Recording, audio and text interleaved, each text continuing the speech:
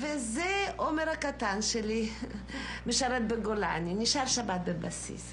וזה אסתי הגדולה, עם הילדים, הם גרים בניו יורק. Esa señora habla tan rápido que no le entiendo una palabra. מה? היא אומרת שנכדים שלך משהו. אוי, תודה רבה, תודה רבה.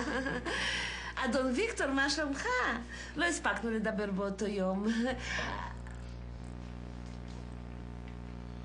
סבא לא מדבר בכלל, יש לו טראומה מהמלחמה.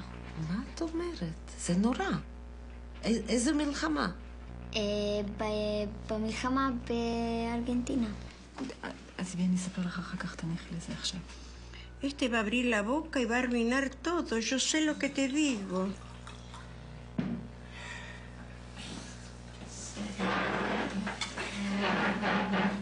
אדון ויקטור, תכבד אותנו בקידוש. יחיל, באמת, קצת רגישות. אדון גיבור מלחמה. סליחה, לא שמתי לב. מרסלו יקדש. בבקשה. תודה רבה.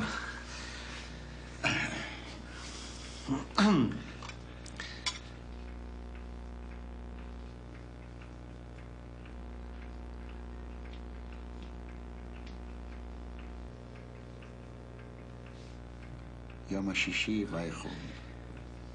יום חשישי ויחולו השמיים והארץ וכל צבאם ויחל אלוהים ביום השביעי מלאכתו אשר עשה.